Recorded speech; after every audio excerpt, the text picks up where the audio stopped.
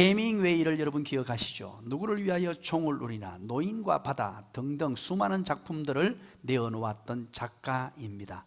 이가 노벨 문학상을 수상하게 되는데, 노벨 문학 수상작은 바로 노인과 바다입니다. 이 소설인데요, 단편소설 혹은 중편소설에 속하는 문학작품입니다. 이 내용에 이런 내용이 있습니다. 쿠바 해안가에 한 노인이 낚시질을 하면서 자기 인생을 살아가고 있었습니다. 그런데 어느 날부터 시작해서 문제가 생깁니다. 한 3개월여간 84일 동안이나 고기 한 마리를 잡지를 못합니다. 그러면 생계에 문제가 생기겠죠. 그래서 작은 배를 몰고 배를 타고 이제 바다 중간으로 계속해서 가서 고기를 잡으려고 애를 쓰고 힘을 씁니다. 그렇게 힘쓴 후에 엄청난 큰 고기인 청새치, 소위 말하는 말린이라는 고기 한 마리를 잡는데요, 어마어마한 크기였습니다. 이 고기를 잡고 난 이후에 배에 달고 이제 항구로 나옵니다. 이렇게 해서 3일간 사투를 벌이면서 나오는데, 그 중에 상어떼를 만나서 곤욕을 치르기도 합니다. 그래서 결국 3일 이후에 항구에 도착했는데, 이게 웬일입니까? 정말로 3개월이나 노력해서 잡았고 애써서 잡은 이 물고기가 상어떼에 다 잡혀 먹고 뼈만 앙상하게 남은 채로 항구에 도착했다는 것입니다. 그리고 이 소설은 끝납니다. 그런데 왜 이 소설을 많은 사람들이 그토록 좋아하고, 그 오래전에 만든 글인데 지금까지 사람들에게 필독서로 소개되고 있으며 전 세계인들이 이 노인과 바다라는 이 얘기에 열광을 할까요? 아마 여러분 노인과 바다를 모르는 사람이 여기 아무도 없을 거예요. 우리 아이들도 다 압니다. 학교에서 배우기도 하고 또 중요하다고 필독서에 오른 책이기 때문입니다. 왜 그렇습니까? 바로 이것이 인생이다라는 교훈이 여기에 숨어 있기 때문입니다. 이 책이 바로 저와 여러분의 인생, 아니 어쩌면 오고 오는 모든 세대, 과거의 모든 인생들의 삶의 중요한 인생이라는 요소, 인생은 이런 것입니다라는 교훈이 숨어 있기 때문입니다. 무엇을 잡으려고 발부둥 쳐봅니다. 무엇을 얻으려고, 성공하려고, 물질을 얻으려고, 고기를 잡으려고, 어떤 지위에 오르려고 발부둥 치고 애를 쓰고 힘쓰고 힘을 썼습니다. 그러나 남는 것은 앙상한 뼈밖에 없는 물고기였습니다. 이것은 바로 노쇠와 공허와 허물을 나타냅니다. 바로 현대인들의 문제를 다루고 있습니다. 그 현대인들의 두 가지 문제가 무엇입니까? 바로 절망과 소외입니다. 이 문학 작품에서 노인과 바다에서 우리에게 교훈을 주는 것은 현대인들이 겪고 있는 두 가지 문제, 절망과 소외, 이 두 가지 문제를 해결해야 한다는 것입니다. 우리 모든 인생들은 절망의 문제 앞에 또 소외의 문제 앞에 노출되어 살고 있다는 것입니다. 오늘도 마찬가지입니다. 현대인들의 문제만 아닙니다. 모든 인생들이 겪는 문제가 바로 이 절망이요 소외입니다. 이 문제를 뛰어넘어야 합니다. 하나님의 택한 백성들도 마찬가지입니다. 우리는 절망을 경험하면서 삽니다. 또 외로움을 경험하면서 삽니다. 이 두 가지 문제를 반드시 뛰어넘어야 합니다. 우리는 특별히 2020년을 보내면서 코로나19라는 절망을 맞이했습니다. 우리 힘으로 어찌할 수 없는, 노력해도 되지 않는 이런 절망에 부딪히게 되고, 이 절망과 함께 살아야 하는 비결도 배워야 합니다. 이 절망을 때로는 뛰어넘어야 하고, 때로는 함께 살아야 하고, 또 절망 가운데에서 찬란한 아침을 맞이하는 법도 배워야 합니다.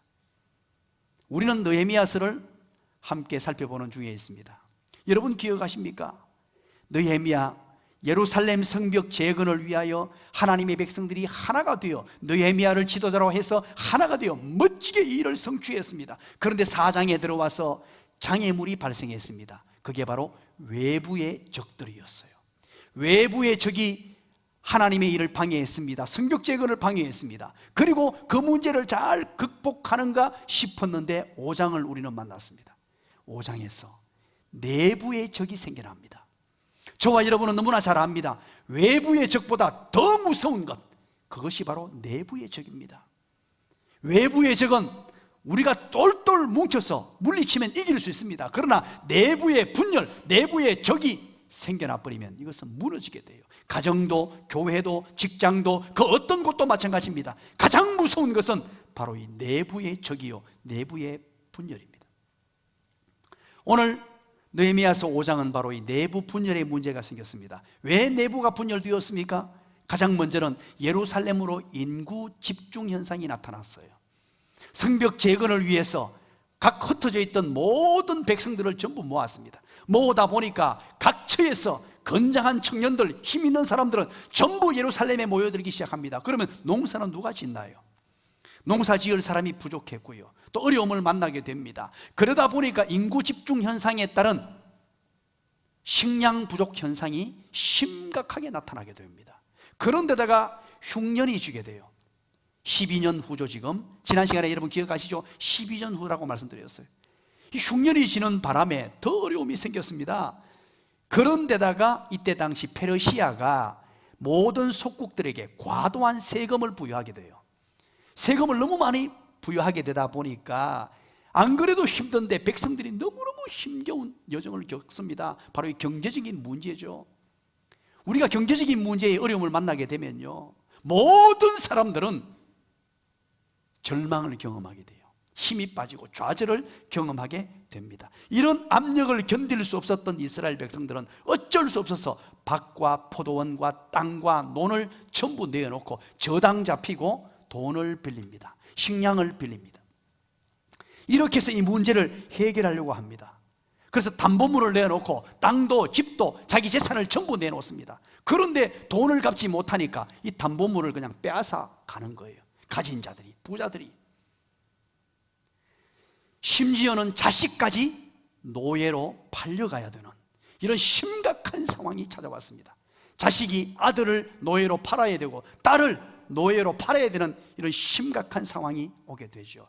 그때 백성들이 느헤미야에게, 지도자에게 찾아가서 하소연을 합니다. 우리가 지금 이렇게 어렵습니다. 이렇게 힘이 듭니다. 어떻게 하면 좋습니까? 우리를 좀 살려주세요. 우리를 좀 도와주세요. 이게 바로 5장 1절부터 이야기가 전개되는 것이에요. 이런 어두움을 만났습니다. 어두움이 찾아올 때 이 어두움을 물리치려면 어떻게 해야 되느냐? 느헤미야는 이 백성들의 하소연, 백성들이 안타까운 모습을 보고 처음에는요, 깊은 분노가 생겼어요. 아니, 이럴 수가 있느냐? 내 동족에게 어떻게 같은 종족끼리 종으로 삼고 노예로 팔고 이렇게 폭정을 행하며 나쁜 일을 할 수 있느냐? 처음에는 분노가 일어났습니다만 빨리 느헤미야는 분노를 다스리고, 적극적으로 분노를 다스리고 깊은 생각, 이 생각의 혁명을 가져왔어요. 깊은 생각을 하게 되고, 그러면서 문제의 원인을 파악합니다. 그리고 문제를 해결해 나가죠. 그래서 지난 시간에 우리는 살폈습니다. 어두움을 물리치려면, 어두움이 우리에게 다가올 때 어떻게 해야 되느냐? 오늘 본문은 이제 찬란한 아침을 맞이하려면, 어두움을 물리치고 찬란한 아침을 맞이하려면 이 이스라엘의 내부 분열이 생겼습니다. 하나님의 백성들에게 내부 분열이 생겨서 어두움이 찾아왔고, 서로 시기하고 질투하고 서로 가진 자와 가지지 못한 자가 문제가 생겼어요. 이건 어쩌면요, 오늘날 이 시대에도 동일하게 일어날 수 있습니다. 권력을 가진 자, 물질을 가진 자, 또 권력을 가지지 못한 자, 물질을 없는 자, 가난한 자와 부자, 이 문제는 늘 문제가 생겨요. 이 문제를 다스리지 못하면 나라는 무너지고 나라는 망하게 됩니다. 이런 어두움이 찾아올 때 이 문제를 어떻게 해결해 가느냐? 우리 교회에, 여러분의 가정에 어두움이 몰려옵니다. 예기치 못했던 흑암이 드리워져요. 이럴 때 우리는 어떻게 해야 찬란한 아침, 밝고 명쾌한 아침을 맞이할 수 있느냐? 오늘 본문을 통하여 4가지로 정리하려고 합니다. 14절 첫 번째입니다. 우리 한번 읽어볼까요? 찬란한 아침을 맞이하려면 14절 시작. 또한 유다 땅 총독으로 세움을 받은 때 곧 아닥사스다 왕 제12년부터 제32년까지 12년 동안은 나와 내 형제들이 총독의 녹을 먹지 아니하였느니라. 아멘. 첫 번째, 찬란한 아침을 맞이하는 비결입니다. 느헤미야는 자기 희생의 모범으로 자기 희생의 모범으로 아침을 맞이했습니다. 자기 희생의 삶을 살았습니다. 지도자로서 자기의 삶을 돌아보면서 모범적인 삶으로 찬란한 아침을 맞이했다는 말입니다. 여러분 한번 생각해 보시기 바랍니다. 이때 당시에 귀족들과 민장들이 백성들에게 이자를 받아먹고 담보물을 잡고 이자를 받았단 말이에요. 돈을 갚지 못하니까 담보물을 내 것으로 만들었어요. 자, 이렇게 했는 걸 가지고 느헤미야가 강력한 경고를 하면서 그렇게 하지 말라, 다 돌려주라, 아주 강하게 얘기했거든요. 그런데 민장들과 귀족들 입장에서 한번 생각해 보시기 바랍니다. 느헤미야요, 우리가 무슨 나쁜 짓 했습니까? 돈 빌려주고 이자 받는데 왜 그럽니까? 또 돈을 갚지 못하니까 돈 대신에 땅을 받았는데 뭐가 문제입니까? 만약에 이렇게 자기 주장을 했다면, 자기 정당성을 가지고 이게 뭐 문제입니까? 말했다면 여러분 어떻게 할 거예요? 오늘날에도 은행에 돈을 빌리고 이자를 내요. 이자를 받지 말라니요. 이렇게 접근해서 만약에 민장들과 귀족들이 느헤미야에게 반항을 하고 그리고 자기 주장을 펼쳤다면 여러분들 어떻게 됐을까요? 그런데 여러분 오늘 본문을 보십시오. 눈 씻고 보십시오. 단 한 사람도, 귀족들도 민장들도 부자들도 단 한 사람도 느헤미야에게 그렇게 하지 않았습니다. 그 이유가 무엇일까요? 그 이유는 다름이 아니라 느헤미야는 자기 희생의 모범을 가장 먼저 보여줬기 때문이에요. 오늘 14절 보십시오. 총독으로 부임을 했습니다. 그리고 1차 총독으로 부임해서 사역한 기간이 12년이에요 12년 동안 어떻게 살았습니까? 무엇을 안 받았다고요? 녹을 받지 않았다는 거예요. 녹이 뭡니까? 월급이에요. 월급. 느헤미야는 가장 먼저 희생했습니다. 녹을 받지 않았습니다. 월급을 받지 않았어요. 왜? 백성이 지금 이렇게 어려운데, 나라가 지금 이렇게 어려운데 내가 이거 받을 수 있느냐? 반드시 받아 마땅한 월급입니다. 왜? 총독으로서 월급 받는 건 마땅하잖아요. 그럼에도 불구하고 이것을 포기했습니다. 그리고 심지어 나와 누구들까지 한번 보십시오. 나와 누구? 시작. 나와 내 형제들이라고 말합니다. 여기에서 형제들이라고 번역을 해놓았는데 이 단어는 아하이라는 히브리어예요. 아하이, 이것은 바로 느헤미야의 측근 인물들이에요. 측근 인물들, 느헤미야의 참모들, 느헤미야와 함께 백성들을 섬겼던 관리들을 말해요. 관리들. 이 관리들까지도 모두가 다 마땅히 받아 마땅한 월급조차 받지 않았다. 이 녹이라고 기록했는데, 녹이라는 말은 레헴이라는 히브리어입니다. 이것을 한글로 녹이라고 번역을 해놓았는데 이건 뭐냐면 바로 생활비 전체예요. 그들이 받아야 될 한 달 생활비 전체를 받지 않았는데 몇 년 동안 받지 않았다고요? 12년 동안. 이야, 이거 기가 막힌 일 아닙니까? 여러분, 한 달은 받지 않을 수도 있어요. 저도 부산에 가서 사역할 때 처음에 가니까 교회가 너무 힘들어서 처음에는 제가 생활비를 받지 않았습니다. 너무 교회가 힘들어요. 저도 아무것도 없는데 손가락 빨아야 되는데 교회가 너무 어려운 상황에 빠져 있었을 때 그렇게 한번 해봤어요. 그런데 이게 보통 일이 아닙니다. 여러분, 한 번, 두 번, 아무리 좋은 일이라도 한 번, 두 번은 할 수 있어요. 그러나 한 번, 두 번 하고 많은 것을 우리는 뭐라고 하느냐? 쇼라고 합니다. 쇼. 그러나 장기적으로 계속해서 일하는 게 이게 충성이에요. 이게 본심입니다. 1년, 2년도 아니고 1년만 해도 이건 대단한 일입니다만 12년 동안 총독, 1차 총독 재임 기간 내내 녹을 받지 않았던 이유는 백성들을 긍휼히 여겼기 때문입니다. 백성들을 사랑했기 때문입니다. 정당한 권리일지라도 가난한 자들을 위해서 희생하겠다는 이 마음 때문입니다. 여러분, 내부 분열의 이 어두움을 어떻게 극복했느냐? 어떻게 찬란한 아침으로 맞이했느냐? 느헤미야의 자기 희생적 결단으로 찬란한 아침을 맞이했습니다. 자기 희생적 모범입니다. 오늘도 여러분 마찬가지입니다. 이 내부 분열의 문제가 생겨나고 심각한 문제가 발생할 때 반드시 기억해야 될 게 자기 희생적 모범 생활을 해야 됩니다. 우리의 삶으로 우리가 먼저 자기 희생하는 사람들이 많이 일어나야 돼요. 구석구석에서 자기 주장을 펼치고 자기 욕심, 자기 생각을 말하는 사람들이 많아지면요, 분열이 되고 심각한 내홍을 겪게 됩니다. 여러분, 가정에서도 마찬가지입니다. 남편은 남편으로서 자기 희생적 결단과 모범의 삶을 살아야 됩니다. 아내는 아내대로 자기 희생적 결단과 모범의 삶을 살려고 애를 써야 됩니다. 서로 원리예요. 자식들은 자식대로 자기 희생적 결단을 가지고 부모님을 대해야 됩니다. 부모님은 자식들에 대할 때 자기 희생적 결단을 가지고 모범적인 삶으로 자식들을 대하고 부모님을 대해야 돼요. 이럴 때 찬란한 아침을 우리는 맞이할 수 있습니다. 그런데 여러분, 우리 세상 사람들은 그렇게 하지 않습니다. 자기 주장을 펼칩니다. 자기 욕심, 자기 생각, 자기 뜻 관철하려고 합니다. 자기 희생이 아니라 어떻게든지 손해보지 않으려고 해요. 오늘 느헤미야와 함께 했던 사람들은 약자들을 배려합니다. 구약 성경에 가장 중요한 하나의 하나님의 법이 있습니다. 여러분 따라합니다. 약자 보호법. 약자 보호법이에요. 참 중요합니다. 여러분, 어려움과 고난을 만나면, 특별히 코로나19 사태라는 이런 어떤 사건이 우리에게 주어져요. 이게 큰 위기고 어려움이죠. 절망의 환경입니다. 이럴 때요, 똑같은 환경입니다만 어떤 사람이 가장 힘든 줄 아십니까? 약자들이 힘이 들어요.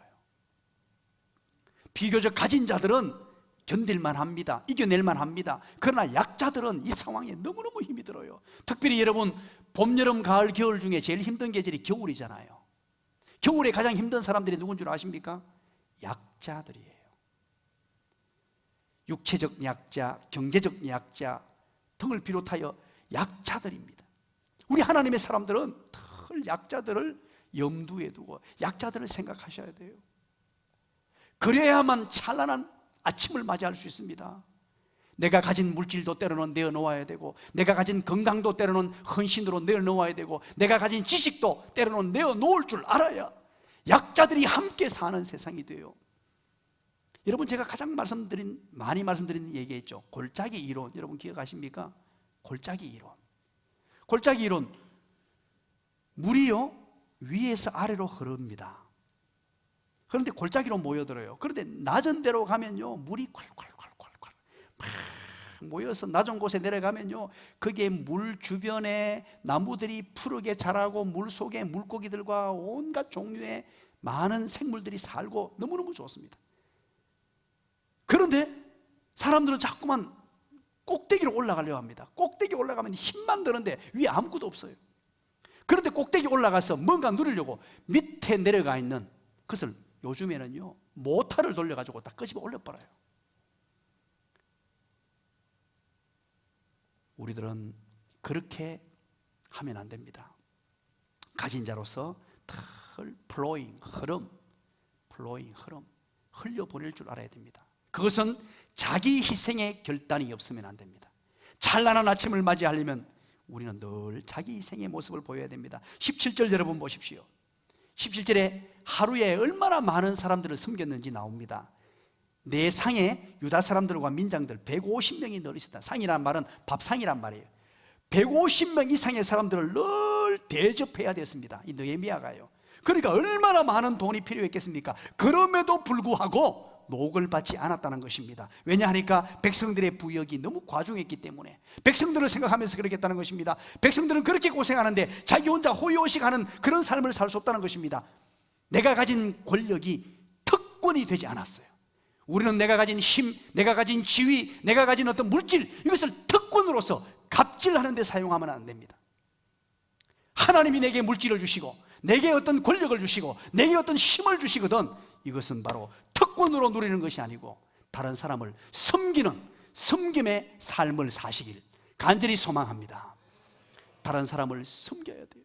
하나님이 내게 물질 주시거든 물질로 섬기고, 내게 건강 주시거든 건강으로 섬겨야 하고, 내게 지식을 남들보다 많이 주셨거든 그것으로 남을 섬기는 것입니다. 이게 자기 희생적 결단이요 모범의 삶입니다. 그렇게 살 때 찬란한 아침을 맞이할 수 있습니다. 내부 분열의 어두움을 바로 이 자기 희생적 모범으로 찬란한 아침을 맞이했습니다. 두 번째입니다. 15절인데요. 하나님을 경외함으로 지난날의 잘못을 버리고 아침을 맞이하게 됩니다. 하나님을 경외했는데 하나님을 경외한다는 말은 바꾸고 말하면 하나님 사랑이죠. 하나님을 경외함으로 지난날의 잘못을 다 버리고 그렇게 찬란한 아침을 맞이했습니다. 여러분 15절 한번 보십시오. 나보다 먼저 있던 총독들, 느헤미야가 총독이 되니까 그 전에 총독들의 얘기를 합니다. 백성에게서 어떻게 했다고요? 양식과 포도주와 또 은 40세계를 그들에게서 어떻게 했습니까? 빼앗았다라고 합니다. 이전에 총독들은요 빼앗았다가 이 무슨 말이냐니까 세금으로 거두어 드렸다는 말이에요. 정당하게 세금으로 거두어 드리고 세금 돈을 못 내는 사람은 포도원으로 포도밭으로 무슨 어떤 양식으로 다 빼앗았다. 세금으로 정말로 철저하게 거두어 드렸다는 말입니다. 여기에서 은 40세계를 그들에게 빼앗았다 그러죠. 이게 과연 얼마나 되는 돈일까요? 은 1세겔은 당시에 노동자 4일 품삯입니다. 은 1세겔이 노동자 4일 품삯입니다. 그렇다면 여러분 40세겔 같으면 며칠 품삯이죠? 시작 1세겔이 4일 품삯. 그러면 40일 같으면 4 곱하기 4는 대답을 안 하시노. 우리 청년들 며칠요?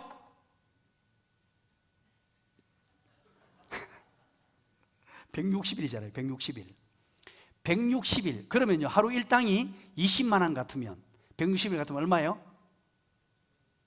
무슨 얘기 하는데 3,200만 원이잖아요. 자, 이게 무슨 말이냐니까 하루에 이전 총독들이 유대 백성들에게 거두어 들인 하루의 돈이 3,200만 원이 됐단 말이에요. 이 돈을 가지고 세금을 거두어 가지고 여기서는 빼앗았다 그러죠. 총독이 마음대로 썼다는 말이에요. 이전 총독들은 하루에 3,200만 원씩 거두어 드리고 그것도 부족해 가지고 양식과 포도주도 거두어 드려 가지고 마음껏 썼다는 거예요. 그런데 이게 이전 총독뿐만 아니고 그들과 더불어 누구야? 보십시오. 누가 함께 뭐라고 기록되어 있어요? 15절 한번 읽어보셔야 돼요. 안 읽어봐가지고 지금 못 찾는데 다 같이 읽겠습니다. 시작. 나보다 먼저 있었던 총독들은 백성에게서 양식과 포도주와 또 은 40세계를 그들에게서 빼앗았고 또한 그들의 종자들도 백성을 압제하였으나 나는 하나님을 경외함으로 이같이 행하지 아니하였고, 이전에 총독뿐만 아니고 그들의 종자들, 즉 총독부 관리들을 말합니다. 총독부 관리들도 똑같은 짓을 했다는 말입니다. 총독만 그렇게 해도 지금 백성들이 헉헉거리는데 총독부 관리들까지도 돈을 다 빼앗았고 압제했다 그러죠. 이 압제라는 단어가 한글로 압제라고 번역을 해놓았습니다만 히브리어는 샬레투라는 단어예요. 이 말은 독재적이고 억압적인 통제 및 강탈 등의 의미를 가진 권력 남용을 말합니다.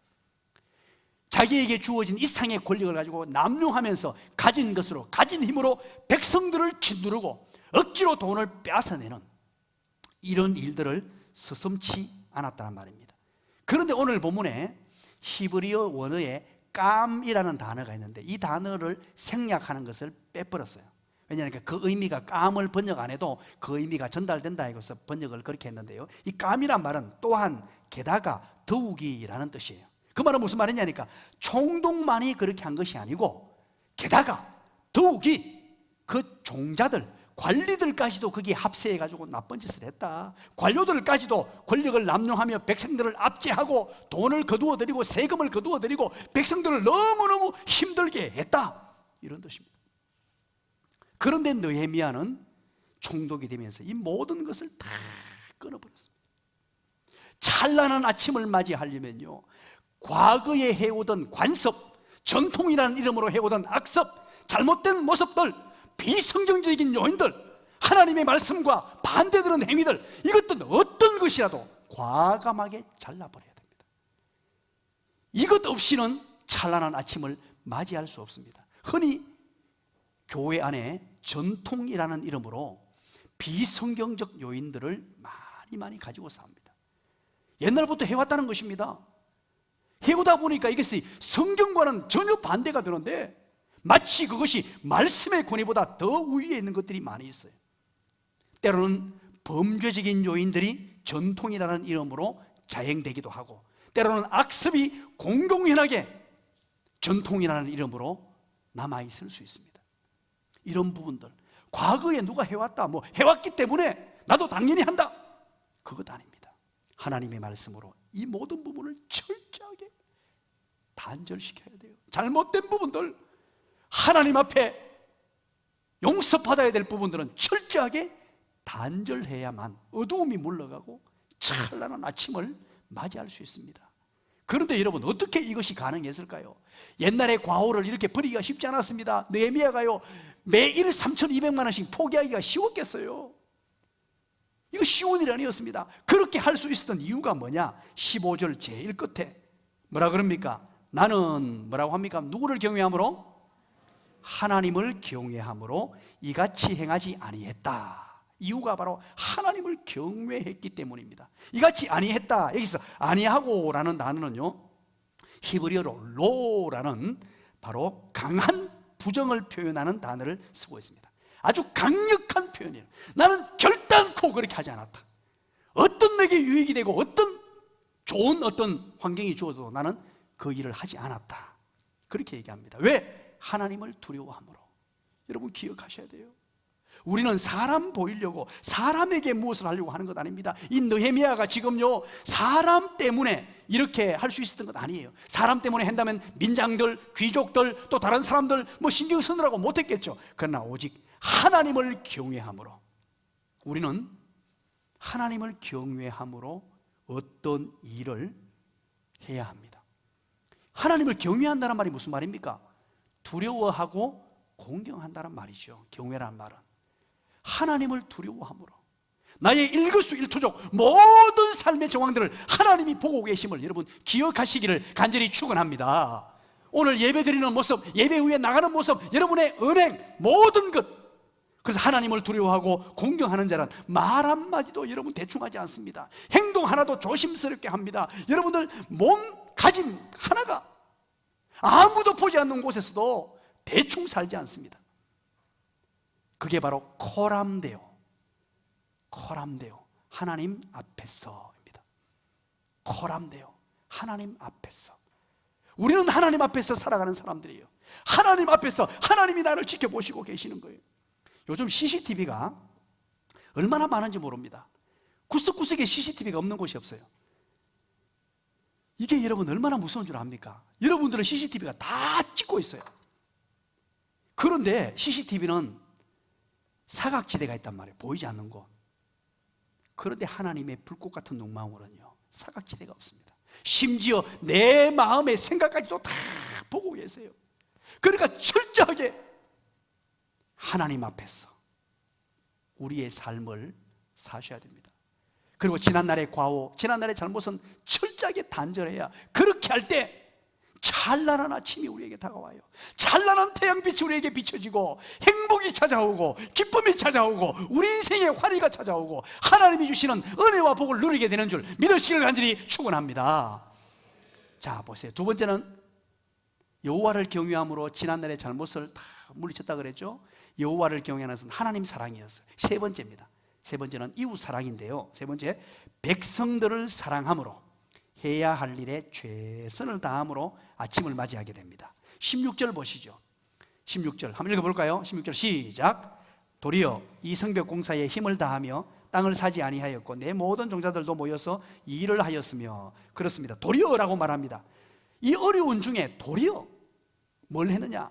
성벽 공사에 최선을 다했습니다. 여러 가지 문제가 터졌습니다. 이곳저곳에서 문제가 터지고 하지 말아야 될, 성벽 공사를 하지 말아야 될 이유가 충분했습니다. 우리는 이것 때문에 이거 못합니다, 이것 때문에 이거 못합니다, 못할 이유가 많습니다. 장애물이 닥쳐오면 이것 때문에 못합니다, 이것 때문에 못합니다, 그럴 수 있어요. 그런데 느헤미야는 도리어 장애물이 있고 반대에 부딪히고 문제가 터져도 도리어 이 성벽 공사에 힘을 힘을 다했다는 것입니다. 어려움 중에 힘을 다했다는 것입니다. 이전 총독들은요, 이것 때문에 못한 거예요. 이전 총독들은 내가 뭐 총독이 뭐 한다고 되겠나? 나라가 이 모양 이 꼴인데 페르시아의 속국이 되었고 내 한 사람 변한다고 되나? 내 한 사람 한다고 되나? 그리고 모든 총독들은 그렇게 살지 않았어요. 대충 살아버렸습니다. 그들 또한 하나님의 백성이었어요. 하나님의 사람들이었습니다. 그러나 느헤미야는 달랐습니다. 이전의 총독들과 다르게 주어진 일에 도리어 역경과 고난이 있고 헤쳐나가야 되는 문제가 있음에도 불구하고 그 문제를 겸허히 받아들이고 자기 일에 최선을 다합니다. 18절 제일 끝에 한번 보십시오. 내가 총독의 녹을 구하지 아니하였습니다. 자, 읽어볼까요? 시작. 내가 총독의 녹을 요구하지 아니하였음은 이 백성의 부역이 중했기 때문이다. 왜 녹을 받지 않았느냐? 왜 월급을 받지 않았느냐? 그 이유가 뭐냐 하면 바로 백성들을 너무나 사랑했기 때문이라는 거예요. 느헤미야는 지금까지 하나님을 사랑함으로 예루살렘 성벽 재건에 뛰어들었습니다. 여러분 기억해 보십시오. 하나님 사랑함으로 모든 것 다 버렸습니다. 술 맡은 관원이라는 지위도 버렸습니다. 물질도 버렸습니다. 그곳에 있는 모든 것들, 누릴 수 있는 모든 것들을 버리고 예루살렘으로 넘어왔습니다. 그곳에 와서 여러분 월급도 받지 않고 지금 일하고 있습니다. 무엇 때문에 있습니까? 하나님 사랑하기 때문이었죠. 하나님 사랑. 그런가 하면 또한 백성들을 얼마나 사랑했던지, 녹을 받지 않았던 이유가 이 백성들이 이렇게 힘들게 지금 부역 생활을 하고 성벽 재건을 하고 있는데 내 혼자 어렵게 떵떵거리며 살 수 있느냐? 내부 분열의 이 어두움을 바로 사랑으로 극복하고 있습니다. 백성들을 사랑함으로 극복하고 있어요. 사랑함으로 해야 할 일에 최선을 다하면서 극복하고 있습니다. 느헤미야는 땅을 사지 아니했다 그러죠. 16절에. 이 말이 무슨 말입니까? 뭐 땅 안 사는 게 이게 뭐 대단한 일입니까? 이 말은 바로 담보물을 빼앗지 않았다는 뜻이에요. 돈을 빌려주고 땅을 담보물로 막 잡았는데 그런 어떤 행위들을 전혀 하지 않았다. 여기에도 부정을 로라는 단어를 써가지고 강하게 부정하고 있습니다. 결코 그런 일을 하지 않았다. 그리고 땅을 사지라고 되어 있죠. 사지 않았다. 카니누라는 단어인데 여기에 주어를 여러분 찾아보십시오. 이 주어는 바로 우리입니다. 그러면 이것을 다시 한번 번역해 보면요, 그리고 우리가 어떤 밭도 사지 않았다라고 됩니다. 이 말은 느헤미야 혼자 그렇게 담보물을 빼앗고 돈을 빼앗지 않은 게 아니고 우리 느헤미야와 함께 했던 참모들, 관리들, 모든 동역자들이 리더로 세움받은 그들이 동일하게 그렇게 했다는 것입니다. 왜? 무엇 때문에? 백성들을 사랑함으로.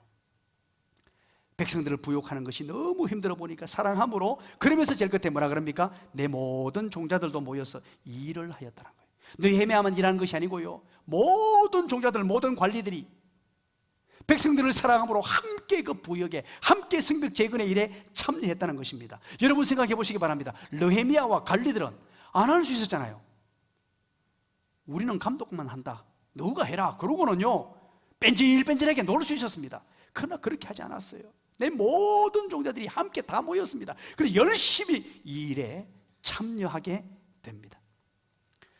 꼭 기억하십시오. 내부 분열의 어두움이 찾아옵니다. 어두움이 찾아올 때 찬란한 아침을 맞이하려면 느헤미야처럼 이웃을 사랑함으로, 이웃을 사랑함으로 어떤 절망의 상황이라도 자기 주어진 일에 최선을 다할 때 찬란한 아침이 우리 앞에 다가온다는 것입니다. 마지막 한 가지입니다. 마지막 19절입니다. 우리 한번 읽어볼까요? 시작. 내 하나님이여, 내가 이 백성을 위하여 행한 모든 일을 기억하사 내게 은혜를 베푸시옵소서. 아멘. 하나님께, 느헤미야는 하나님께 은혜를 구함으로 아침을 맞이했습니다. 하나님께 은혜를 구하게 돼요. 여러분 한번 생각해 보시기 바랍니다. 무슨 일이든지 희생적으로 그렇게 하다 보면 손해보는 듯한 생각을 하지 않습니까? 희생적으로 남이 하지 않는 일을 내가 다 하게 되고 이것저것 막 감당하게 되면요, 아니 내가 왜 이 일을 하느냐, 내가 무엇 때문에 이 고생을 해야 되느냐, 다른 사람은 안 하는데 내가 굳이 이렇게 할 필요가 있느냐, 그리고 내가 이렇게 한다고 뭐 대가가 주어지느냐. 느헤미야의 입장에서 여러분 한번 생각해 보시기 바랍니다. 내가 이렇게까지 헌신해야 되느냐, 노크급 받는 거 월급 받아도 되는데 이렇게까지. 그런데 느헤미야는 그런 대가를 바라지 않았어요. 사람에게 대가를 바라지 아니하고 기가 막힙니다. 더 큰 은혜를 누리는 비결을 알았어요. 그게 뭐냐? 하나님, 내 행한 모든 일을 기억하여 주시사 뭐라고요? 내게 하나님이 뭘 달라고요? 은혜를 달라고요. 사람들 보는 눈으로, 사람들 했다고 그거 내가 신경 안 쓰겠습니다. 사람들이 때로 몰라주고 때로 기억해주지 못해도 그거 전혀 신경 쓰지 않겠습니다. 어떤 대가 바라지 않습니다. 그러나 하늘 문을 여십시오. 하늘의 은혜를 주십시오. 저는 이 본문을 지난 한 주간 동안 묵상을 하면서 우리 휴가 기간이었잖아요. 휴가 기간에 제가 코로나 없는 것을 도망 다닌다고 애를 먹었습니다. 매일 코로나 없는 것 찾아가지고 경남 통영으로 갔더니만 통영에서 확진자가 발생했어요. 그래서 빨리 차를 타고 도망가서 경남 남해에 가니까 아무도 없더라고요. 영명이에요. 그래서 식당 가는데도 사람 없는 곳에 찾아가서요, 버터먹고 밥 시간을 달리했습니다. 사람 없는 시간에 가서 밥 먹고 사람 몰려오는 시간에는 빠져나오고, 이렇게 해서 사람 접촉을 하지 않고 하여튼 코로나 청정지대에 가서 그렇게 푹 쉬다가 왔는데, 쉬면서 이제 숙소를 이렇게 빌려가지고 생활하잖아요. 우리 애들은 이제 오랜만에 엄마 아빠 나오니까 좋아가지고 자기들끼리 장난을 치고 놉니다. 그런데 저는 앉으면은 늘 말씀 묵상을 하거든요. 혼자 이제 말씀을 딱 펴놓고 이제 묵상을 하는데 이 본문을 묵상한 거예요. 애들은 막 뛰어놀고 하는데 갑자기 이 본문을 읽는데 19절을 묵상하는데 제 눈가에 눈물이 쫙 흐르기 시작했어요. 왜 그런 거 하니까 참 많은 분들이 저에게 이런 얘기를 했습니다. 우리 선배 목사님들이 저에게 이런 얘기를 했어요. 이 목사님, 목회를 꼭 그렇게까지 해야 합니까? 그러면 몸도 다치고 조금만 더 있어 나이 들면은 막 여러 가지 문제가 생기니까 그렇게까지 하지 말라는 거예요. 그렇게 한다고 누가 알아주냐는 거예요. 그 얘기를 들을 때 제가 참 마음이 좀 속이 상했습니다. 물론 그분들은 나를 위해 준다고 무슨 강단 기도를 한다고 그러고 무슨 그렇게까지 목회를 해야 되느냐, 좀 쉬면서 쉬엄쉬엄 해도 목회가 된다,